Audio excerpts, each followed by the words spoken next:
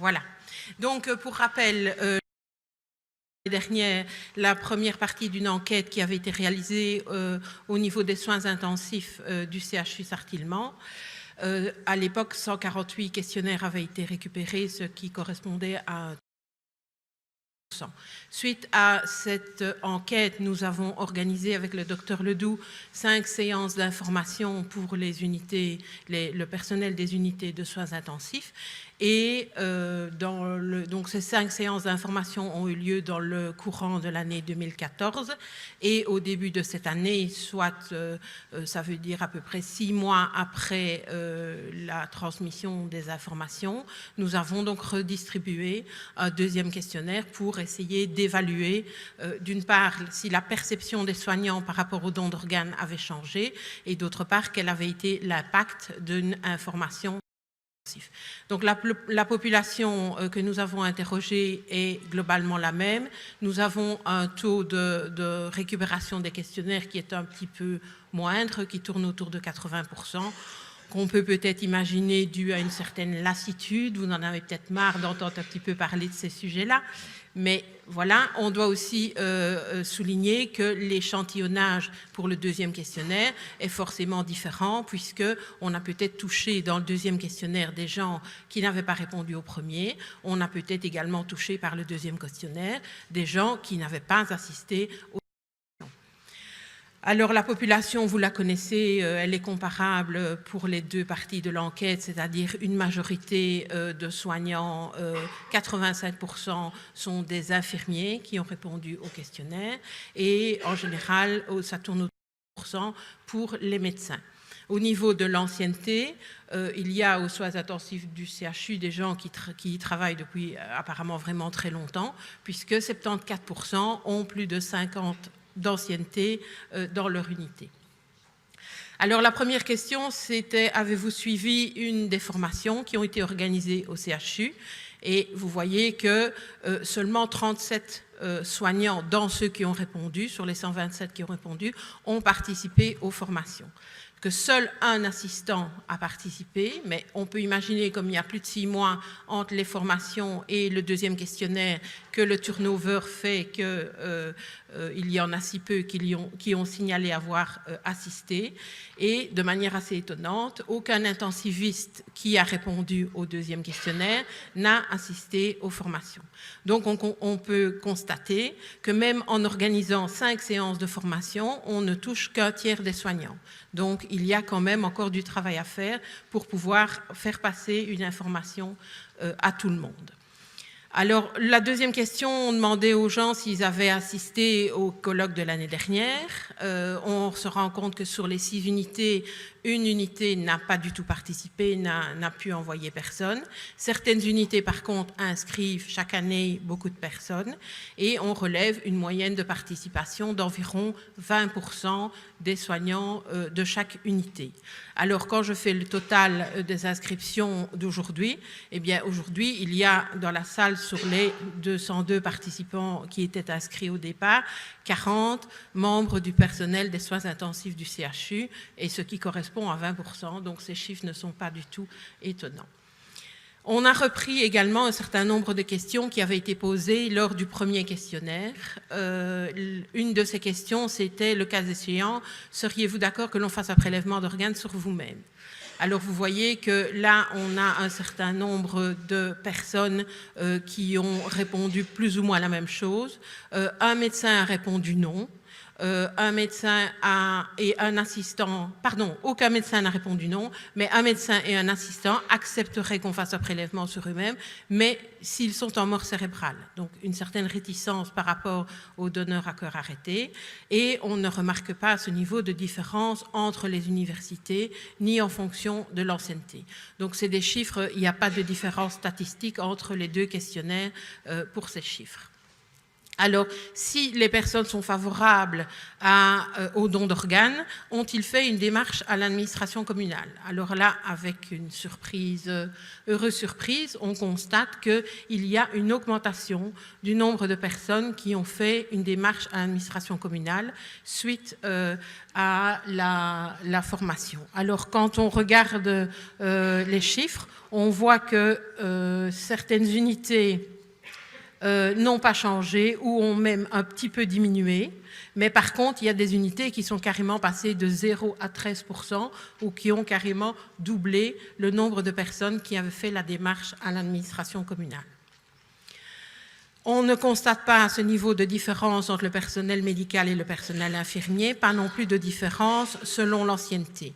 Alors, on doit quand même relever qu'arriver à un taux dans les unités de soins intensifs de 14% de personnes qui ont fait la démarche à l'administration communale, c'est tout simplement extraordinaire, puisque là, les chiffres dans la population, c'est que moins de 2% de la population a fait une démarche par rapport au don d'organes à la commune.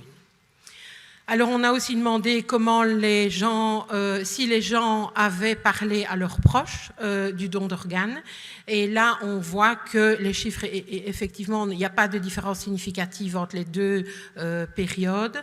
Et donc, il n'y a pas de différence entre les unités, il n'y a pas de différence selon la profession ou selon l'ancienneté.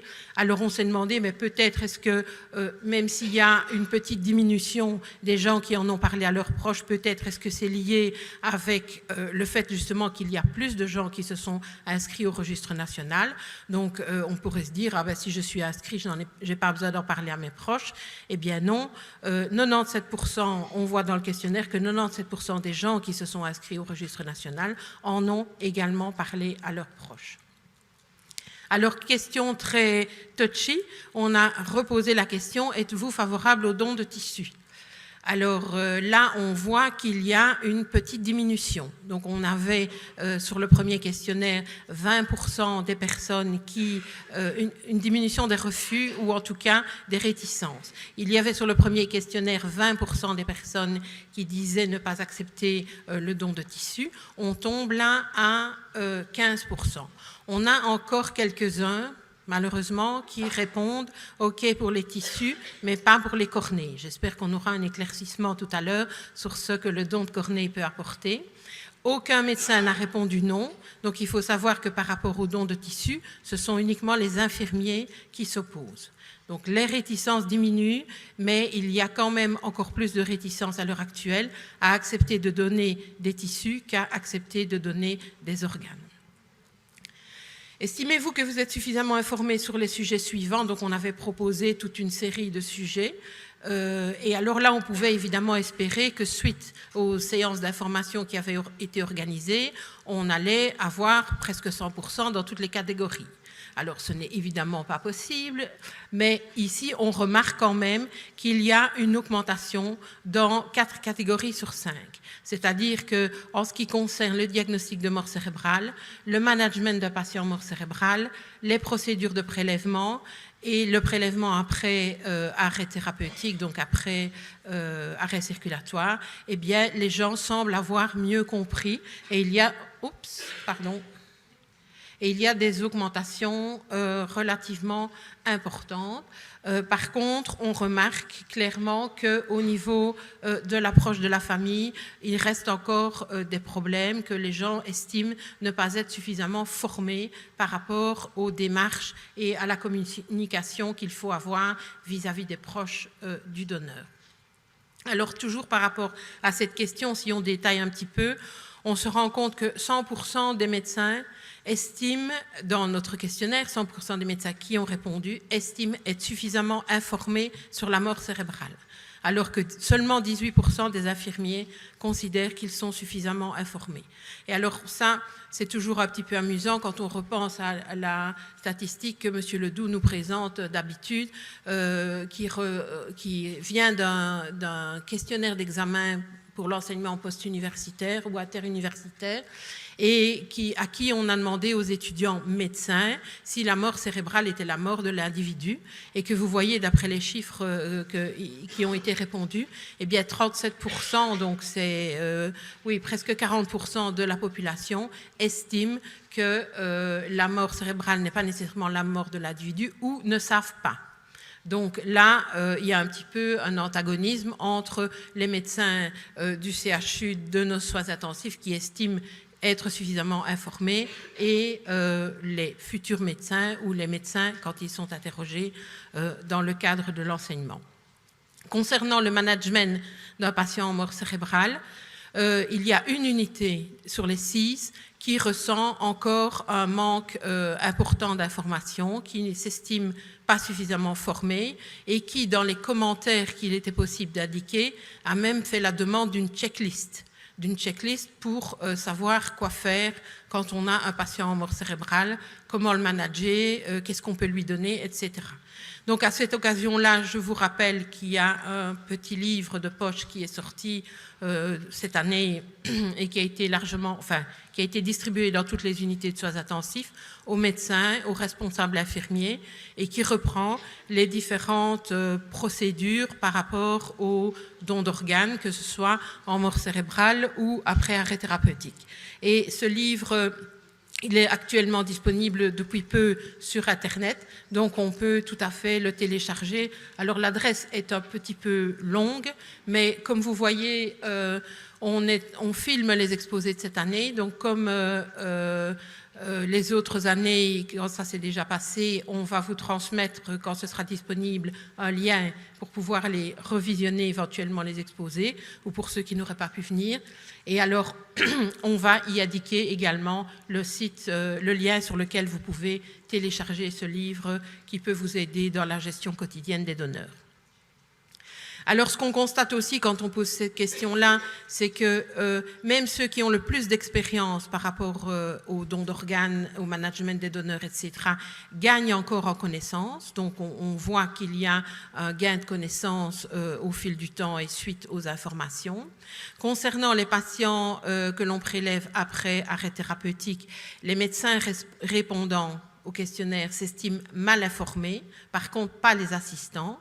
Le fait que les médecins s'estiment mal informés, on se demande si ça ne peut pas poser un problème de détection. Et donc là, on se dit qu'il y a encore probablement du travail à faire dans l'information. Et il faut quand même rappeler qu'il n'y avait aucun médecin qui était présent aux séances d'information. Donc, bon, ils ne viennent pas aux séances d'information et puis ils se disent mal informés. Donc, quelque part, il y a peut-être un petit problème aussi.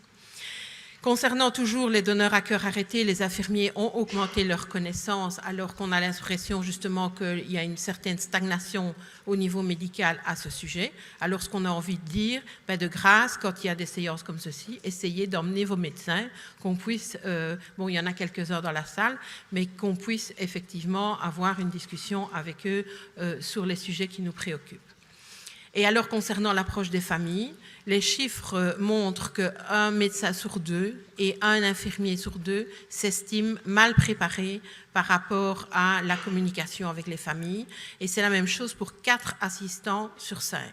Et à ce niveau, évidemment, quand on regarde en fonction de l'ancienneté joue, donc les personnes qui travaillent aux soins intensifs depuis le plus longtemps se sentent le moins mal à l'aise avec ce genre de démarche. Alors, je vais passer rapidement sur ces dias suivantes, puisqu'on y reparlait notamment des décisions d'arrêt thérapeutique.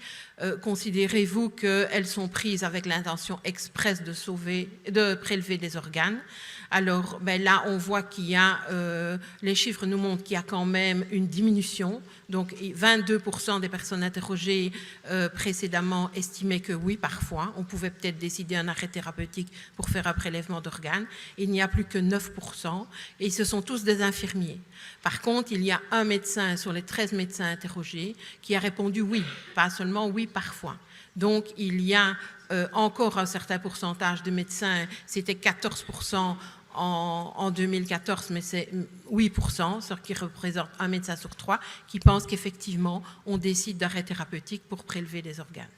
Il y a une certaine homogénéisation entre les catégories d'ancienneté, donc il n'y a plus de différence, mais on peut quand même constater quand on voit les chiffres qu'aucun de ceux qui travaillent depuis moins d'1 an ne pense que effectivement la décision d'arrêt thérapeutique est utilitaire. Donc quelque part, on a peut-être par les séances d'information convaincu les soignants, notamment les plus jeunes, que les choses ne sont pas faites pour effectivement prélever les organes. Alors, lors d'un prélèvement à cœur arrêté, vous pensez que le patient est en mort cérébrale, qu'il est en arrêt cardiaque et pas en mort cérébrale. Je ne sais pas et ça me perturbe, ou je ne sais pas et ça ne me pose pas de problème. Sur ces résultats-là, on constate des chiffres exactement les mêmes que ceux de l'année dernière et on peut se poser des questions. Est-ce qu'il n'y a pas des études qui seraient nécessaires? Et là, on peut peut-être interpeller Monsieur Loreis. Est-ce qu'il n'y a pas des études qui seraient nécessaires pour voir ce qui se passe au moment de la phase agonique et au moment du passage du décès, au moment effectif du décès? Qu'est-ce qui se passe à ce moment-là? Et pour prouver effectivement que le patient est en mort cérébrale et que c'est irréversible. Alors, celle-ci est un peu redondante avec la précédente, mais elle permet de mettre en évidence qu'il y a une diminution du pourcentage des infirmiers qui sont mal à l'aise par rapport à un arrêt thérapeutique. Donc, on peut imaginer que les infirmiers comprennent mieux les raisons et les procédures liées aux arrêts thérapeutiques et aux prélèvements à cœur arrêté. Avant-dernière question, c'était: avez-vous déjà eu l'occasion de participer à une séance de formation à l'approche des familles des donneurs? Et donc là, il n'y a pas de différence entre les unités de soins intensifs, sauf pour une, où il y a une des 6 unités à envoyer la moitié de son personnel. Donc il y a la moitié de son personnel qui a participé à une séance. Autrement, vous voyez qu'il n'y a que 33% des membres du personnel qui ont eu l'occasion de participer à cette formation. 30% des médecins et assistants y ont participé, 37% des infirmiers également. Alors, quand on compare cette question avec la question numéro 7E, si vous vous rappelez, qui était l'approche des familles, eh bien là, on se rend compte que 70% de ceux qui ont suivi une séance EDEP se sentent à l'aise pour aborder les familles. Donc, quelque part, on peut imaginer que ces séances d'information sont utiles. Et la dernière question était: seriez-vous intéressé de suivre une séance de formation de ce type-là? Et là, on a massivement une réponse de 80% de personnes qui souhaitent assister à ce type de séance. Et il y a même une unité dans laquelle il y a une demande qui équivaut à 90%. Donc 9 soignants sur 10 souhaiteraient y assister. Il n'y a aucune différence entre le personnel médical et le personnel infirmier, donc tout le monde est demandeur. Quand on compare cette question avec la fameuse 7E pour l'approche des familles, on se rend compte que 84% de ceux qui ne veulent pas de formation et qui estiment que ce n'est pas nécessaire sont ceux qui se sentent à l'aise avec les familles. Il n'y a pas de surprise. Et quand on compare avec la question précédente, la 11, eh bien 71% de ceux qui ont déjà fait une formation souhaiteraient la refaire et 83% de ceux qui n'en ont pas fait la demandent. Donc, en conclusion de cette étude, on peut dire que davantage de soignants des unités de soins intensifs du CHU ont fait la démarche à l'administration communale. On enregistre 5% supplémentaires.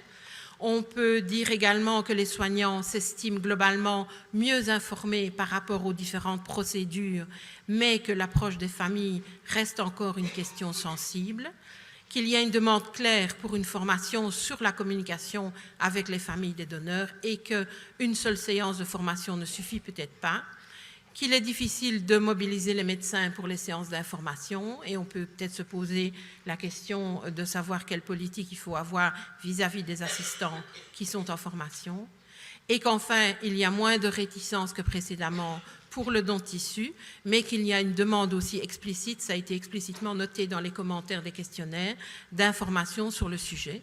Et donc, c'est pour ça qu'on est très heureux de pouvoir accueillir dans quelques minutes des gens qui vont nous parler des prélèvements de tissu. Pour en terminer, je voudrais remercier le docteur Ledoux pour son aide pour l'analyse de ces résultats statistiques au niveau des 2 questionnaires.